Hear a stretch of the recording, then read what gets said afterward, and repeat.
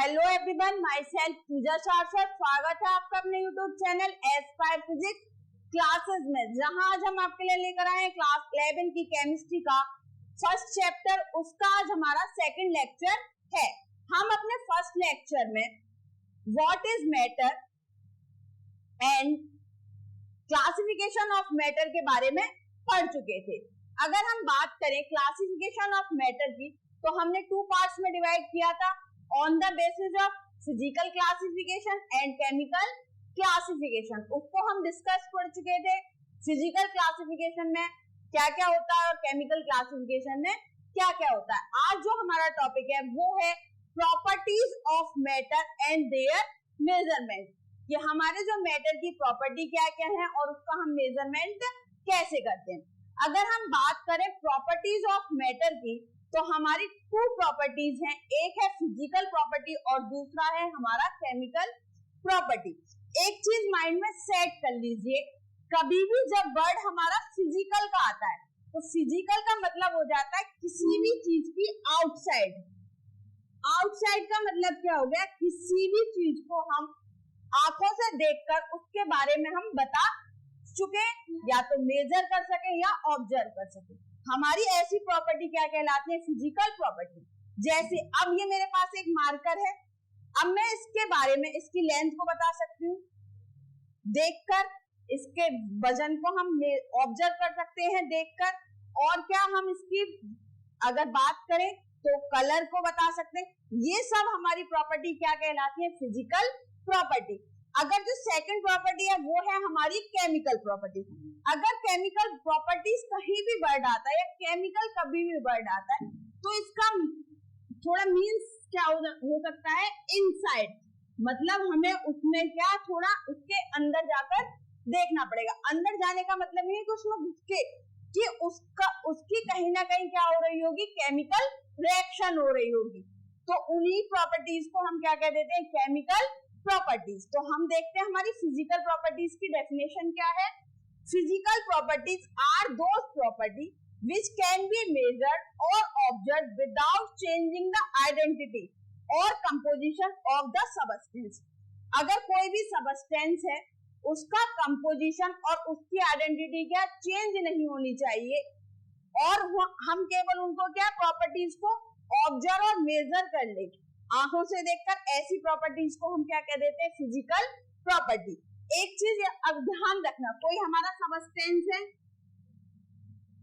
ए, अगर ये बी से क्या कर रहा है, केमिकल रिएक्ट कर रहा है, तो हमारा प्रोडक्ट बनना है ए और बी। अगर हमें फिजिकल प्रॉपर्टीज को मेजर करना है तो हमारा जो प्रोडक्ट है, जो हमारा कंपाउंड है ए, वो कभी भी केमिकल प्रॉपर्टीज में नहीं जाना चाहिए, उसमें केमिकल चेंज नहीं होना चाहिए। अगर उसमें कोई भी केमिकल चेंज होगा तो उसका कंपोजिशन चेंज हो जाएगा, तो हम उसकी फिजिकल प्रॉपर्टीज को मेजर नहीं कर सकते।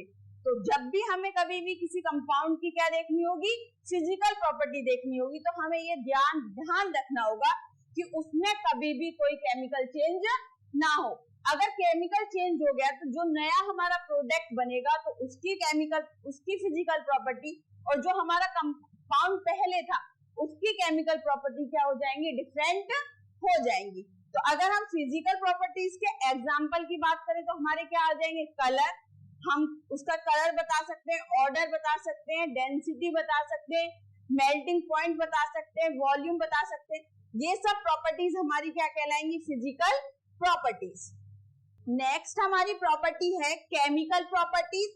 केमिकल प्रॉपर्टीज आर हमारी कौन सी प्रॉपर्टीज होती है, जो हमारे किसी भी कंपाउंड या सबस्टेंस के इनसाइड होती हैं, जिनको हम क्या आंखों से देखकर नहीं बता सकते। तो हमारी डेफिनेशन क्या कहती है, chemical properties are those properties in which a chemical change in the substance takes place.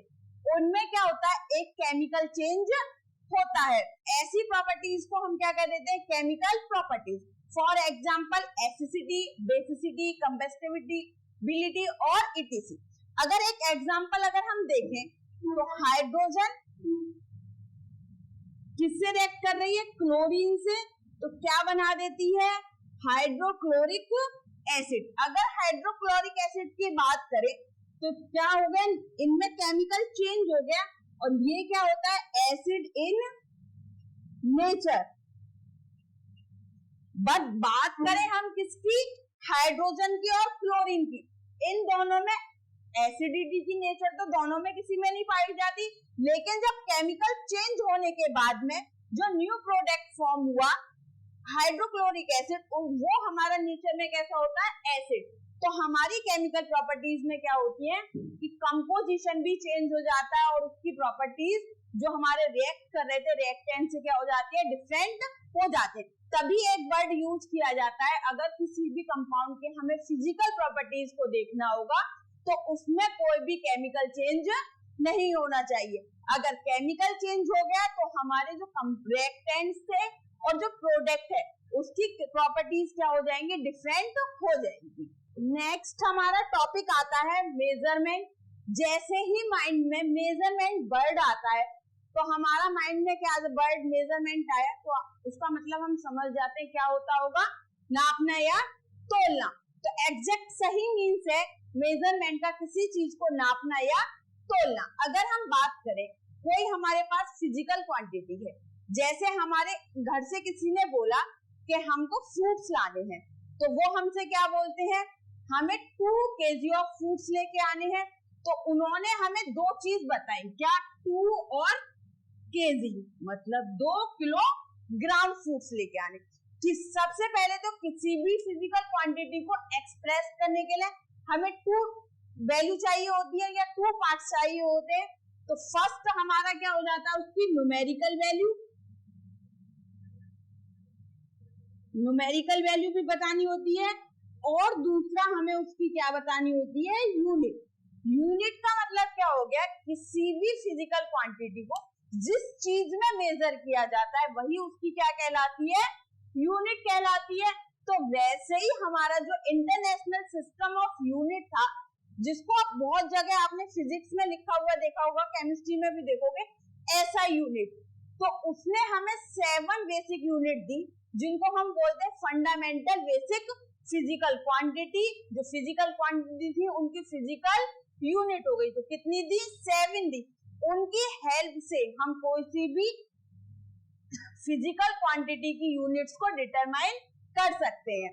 तो जो हमारी फर्स्ट फिजिकल क्वांटिटी थी वो थी हमारी लेंथ। अगर लेंथ की बात करें तो जो सिंबल होता है क्वांटिटी का वो होता है हमारा एल। अगर हम इसकी यूनिट्स की बात करें तो यूनिट हमारी क्या हो जाती है, मीटर। अगर वैसे हम बात करें तो यूनिट हमारी बहुत सारी हो जाती है, सेंटीमीटर में भी मापते हैं, अगर मिलीमीटर में ही मांगते, लेकिन ऐसा ही जो सिस्टम है हमारा उसमें हमारी यूनिट क्या है, मीटर। अगर सिंबल की बात करें तो हम रिप्रेजेंट किससे करते हैं, एम से, स्मॉल एम से। सेकंड यूनिट है हमारी मास, उसको हम रिप्रेजेंट करते हैं डब्ल्यू से या एम से, और उसकी यूनिट हमारी क्या है, किलोग्राम। और जो हमारी सिंबल ऑफ यूनिट है उसको हम केजी शॉर्ट फॉर्म में। और जो नेक्स्ट थर्ड है हमारी टाइम, टाइम को हम रिप्रेजेंट करते हैं स्मॉल टी से। यूनिट्स हमारी होती है सेकंड और सिंबल ऑफ यूनिट होता है हमारा स्मॉल एस।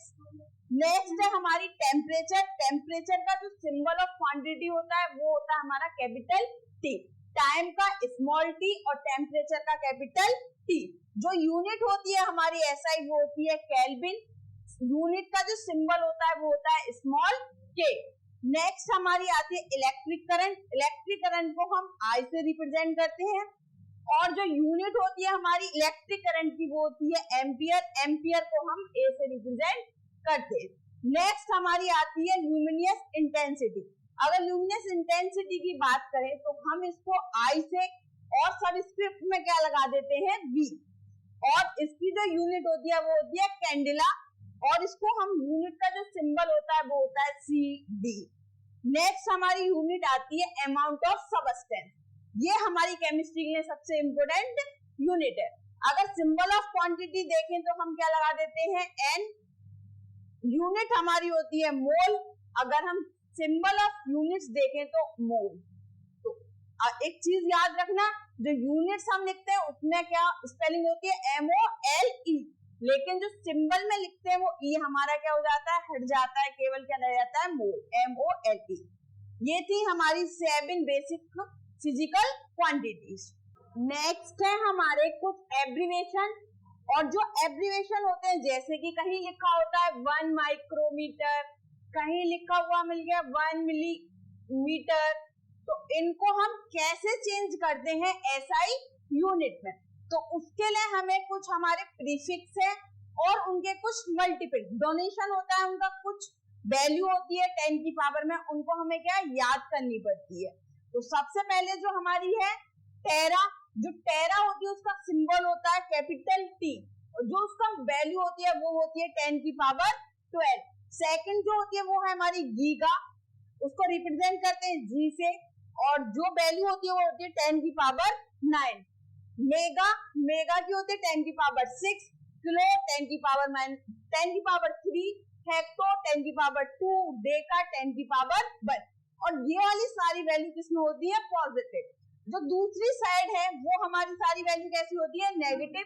डेसी 10 की पावर -1, सेंटी 10 की पावर -2, मिली 10 की पावर -3, माइक्रो 10 की पावर -6, नैनो 10 की पावर -9, पीको 10 की पावर -12। होती तो और भी बहुत सारी है, लेकिन ये इतनी है, ये हमारे लिए इम्पोर्टेंट है। अगर हम बात करें तो हमारा क्या हो जाएगा, 1 टेरामीटर में कितना, 10 की पावर 12 मीटर। अगर यहाँ बात करें तो 1 सेंटीमीटर में कितना हो जाएगा, 10 की पावर -2 मीटर। अगर बात करें 1 मीटर में कितना, 100 सेंटीमीटर, अपोजिट कर दिया। 1 मीटर में 100 सेंटीमीटर, 1 सेंटीमीटर में 10 की पावर -2 मीटर। अगर यहीं पर हमें लिखा हुआ है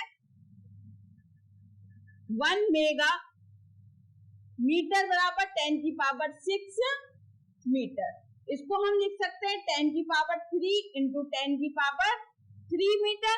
हमें पता है जब हमारा क्या होता है, बेस समान होता है तो पावर क्या होती है, ऐड हो जाती है। तो बेस क्या है 10, तो पावर ऐड हो गई, तो ये कितना हो गया, 10 की पावर 6। अगर इसको क्या लिख सकते हैं, 10 की पावर 3 को 10 की पावर 3 किलोग्राम। तो 1 मेगा मीटर में कितना हो जाएगा, 10 की पावर 3 किलोमीटर। तो ऐसे क्या हम यूनिट को क्या कर सकते हैं, चेंज कर सकते हैं। तो 1 डेसी सेंटीमीटर में कितना, 10 की पावर -1 मीटर। 1 नैनो मीटर में कितना, 10 की पावर -9 मीटर। 1 माइक्रोमीटर में कितना हो जाएगा, 10 की पावर 6 मीटर। अगर यहाँ पर क्या आ जाए, किलोग्राम, ग्राम आ जाए तो सेम ग्राम के लिए, सेकंड आ जाए तो सेम सेकंड के लिए, केल्विन वगैरह के लिए अलग हो जाता है। अगर और भी कुछ यूनिट्स आ जाती हैं तो उनको ऐसे हम इंटरचेंज कर लेते हैं। नेक्स्ट है हमारी सम फिजिकल क्वांटिटीज, उसमें से फर्स्ट है हमारी मास एंड वेट। अगर हम मास की बात करें तो मास हमारा क्या होता है, किसी भी सबस्टेंस में अमाउंट ऑफ मैटर क्या कहलाता है, मास कहलाता है। अगर वहीं पर हम वेट की बात करें तो वेट हमारा क्या होता है, किसी भी सबस्टेंस या ऑब्जेक्ट पर जो हमारी ग्रेविटी होती है, जो फोर्स को एक्सक्रीट करती है, वो क्या कहलाता है, हमारा वेट कहलाता है। अगर मास की बात करें तो इसको हम रिप्रेजेंट किससे करते हैं, मास को हम रिप्रेजेंट करते हैं m से, और वेट को अगर हम रिप्रेजेंट की बात करें तो करते हैं हम किससे, w से। तो w बराबर हमारा क्या होता है, mg, जहां पर m हमारा क्या है, मास, एंड g हमारी क्या है, ग्रेविटी, जिसकी वैल्यू हमारी कितनी होती है, 9.8 मीटर पर सेकंड स्क्वायर। और अगर हम बात करें, कोई अगर किसी का वेट हमारा कितना है, 70 kg है, तो अगर हम उसका बात करें मास का, तो उसमें हमारा अगर हम बात करें मास कितना होगा, तो ओनली उसमें मास जो होगा वो कितना होगा 7, कितना मास होगा 7। वो कैसे, जो हमारा W बराबर क्या होता है m इंटू जी, तो W बराबर 70 m इंटू एम, जी की वैल्यू हम एक्सपेरिमेंट मान लेते हैं कितनी 10, तो m बराबर हमारा कितना आ गया 7, तो हमारा मास कितना होगा 7। एक और चीज नोट करने वाली है यहाँ पर मास और वेट में। अगर मास की बात करें तो मास हमारा कांस्टेंट होता है, अगर हम कोई भी लोकेशन को चेंज करें तो मास पर कोई भी इफेक्ट नहीं पड़ता। तो वही नोट में फर्स्ट पॉइंट लिखा हुआ है, the mass of A substance is constant and it's independent of its location, उस पर लोकेशन का कोई भी इफेक्ट नहीं पड़ता है।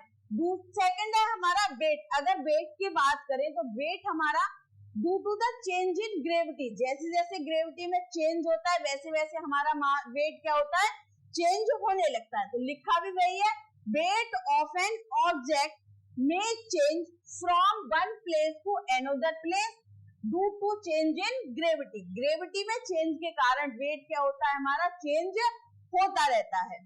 नेक्स्ट है हमारा वॉल्यूम।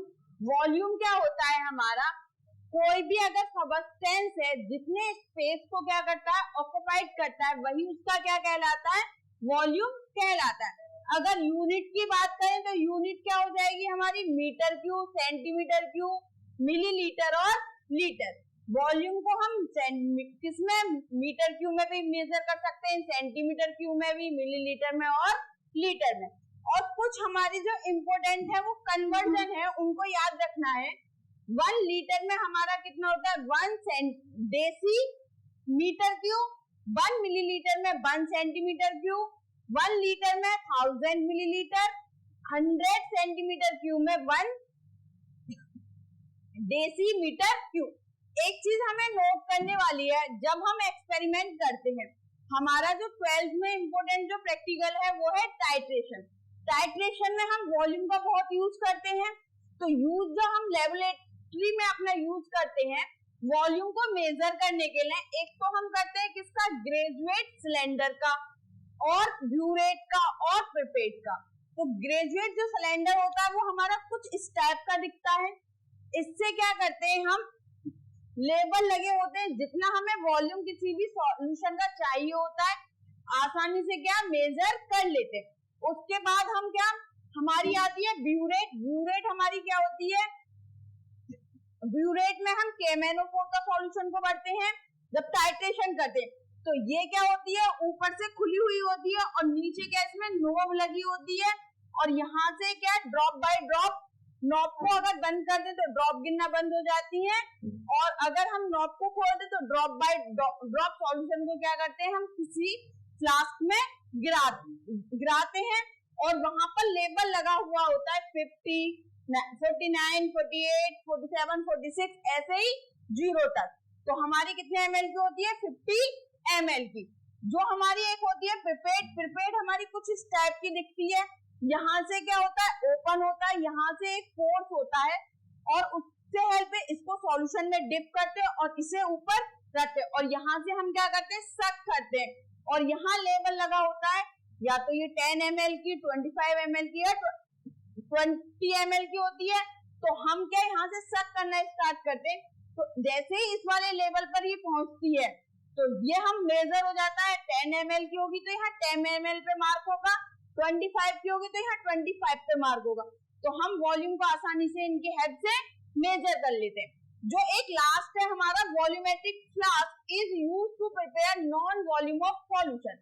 अगर कोई हमसे कह दे कि तुम्हें जैसे KMnO4 का क्या सॉल्यूशन बनाना है तो हम क्या करते हैं उसमें KMnO4 को डिसॉल्व करते हैं वॉल्यूमेट्रिक फ्लास्क में और यहाँ पर उसमें लेबल लगा होता है 100 ml का, तो 100 का 1 लीटर का। तो हम क्या करते हैं वहां तक उसमें क्या सॉल्वेंट को क्या कर देते हैं फिल कर देते हैं। तो हमें पता पड़ जाता है कि ये हमारा वॉल्यूम कितना हो गया 100 ml। तो वॉल्यूमेट्रिक फ्लास्क की हेल्प से हम क्या करते हैं किसी भी किसी भी का क्या नॉन वॉल्यूम ऑफ सॉल्यूशन को कैलकुलेट करते हैं। नेक्स्ट है हमारी डेंसिटी। डेंसिटी की बात करें तो हमारी क्या होती है, density of A substance is it amount of mass per unit volume. Per unit volume में हमारा जितना मास प्रेजेंट होता है वो हमारी क्या कहलाती है, डेंसिटी कहलाती है। तो डेंसिटी बराबर हमारा क्या होता है, डेंसिटी बराबर मास बाई वॉल्यूम। अगर हम यहाँ पर एक चीज बात करें तो जो डेंसिटी होती है वो हमारी मास के डायरेक्टली प्रोपोर्शनल होती है। जैसे जैसे हम मास की वैल्यू को इंक्रीज करते जाएंगे वैसे वैसे डेंसिटी हमारी इंक्रीज होती जाएगी। जैसे जैसे हम मास की वैल्यू को डिक्रीज करते जाएंगे वैसे वैसे डेंसिटी हमारी डिक्रीज होती जाएगी। अगर हम डेंसिटी और वॉल्यूम का रिलेशन देखें तो डेंसिटी और वॉल्यूम एक दूसरे के इनवर्सली प्रोपोर्शनल होते हैं। अगर हम वॉल्यूम को इंक्रीज करेंगे डेंसिटी क्या हो जाएगी, डिक्रीज हो जाएगी। अगर हम डेंसिटी को इंक्रीज करेंगे तो वॉल्यूम क्या हो जाएगा, डिक्रीज हो जाएगा। इसके बाद हम देखते हैं यूनिट ऑफ डेंसिटी। तो यूनिट ऑफ डेंसिटी के लिए SI unit of mass upon SI unit of volume.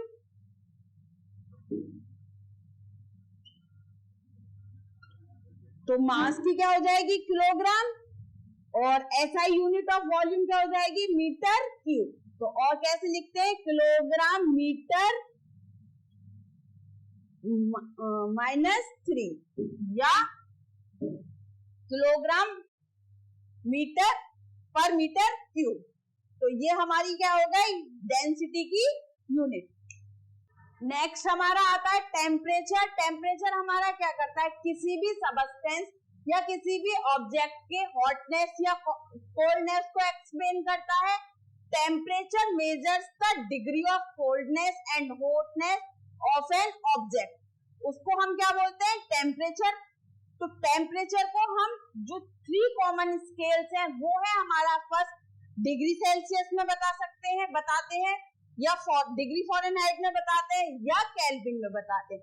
एक चीज यहाँ पर नोट करने वाली है, अगर हम इन तीनों में से बात करें तो केल्विन ही हमारी क्या है, ऐसा यूनिट ऑफ टेम्परेचर। तो अब एक और चीज है, अगर ये हम तीनों ही हमारी यूनिट है तो डिग्री सेल्सियस को हम किसमें, डिग्री फ़ारेनहाइट में कन्वर्ट कर सकते हैं। डिग्री फ़ारेनहाइट को हम डिग्री सेल्सियस में कन्वर्ट करते हैं। सेम डिग्री सेल्सियस को हम किसमें, केल्विन में कन्वर्ट कर सकते हैं। केल्विन को सेम हम किसमें, डिग्री सेल्सियस में कन्वर्ट कर सकते हैं। तो ये थे हमारे, जैसे हमारे पास फ़ारेनहाइट है, फॉर्मूला है 9/5 इंटू डिग्री सेंटीग्रेड इंटू 32। जैसे अब हमारे पास है कोई 25 डिग्री सेंटीग्रेड, तो हमें टेम्परेचर को बताना है फ़ारेनहाइट में। तो हम अब फॉर्मूला क्या लगाएंगे, डिग्री फ़ारेनहाइट बराबर 9/5 इंटू डिग्री सेंटीग्रेड लिख रहा है तो कितनी वैल्यू है, 25 प्लस 32। 25 से कट करो तो कितना, 5 बार, 9 5 जा 45 प्लस 32 तो कितना, 7 कितनी वैल्यू आ गई, 77। कितना फ़ारेनहाइट हो गया, 77 फ़ारेनहाइट। नेक्स्ट है हम केल्विन को किसमें, डिग्री सेंटीग्रेड में। अब हमें क्या दे रखा है, 25 डिग्री सेंटीग्रेड, हमें किसमें बताना है, केल्विन में। तो फॉर्मूले में रखते हैं केल्विन बराबर डिग्री सेंटीग्रेड, तो कितना 25 प्लस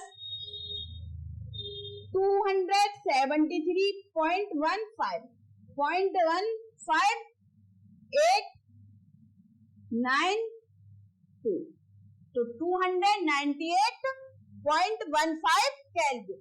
तो ऐसे क्या हम वैल्यूओं को इंटरचेंज कर सकते हैं। हमारे लिए जो सबसे ज्यादा इंपॉर्टेंट है वो है केल्विन टू डिग्री सेंटीग्रेड और सेंटीग्रेड टू केल्विन। जहां तक पॉसिबल हो न्यूमेरिकल्स में तो हम जो टेम्परेचर को कहां तक मेंटेन करें, केल्विन में मेंटेन करें, क्योंकि केल्विन हमारी क्या होता है, ऐसा यूनिट ऑफ टेम्परेचर।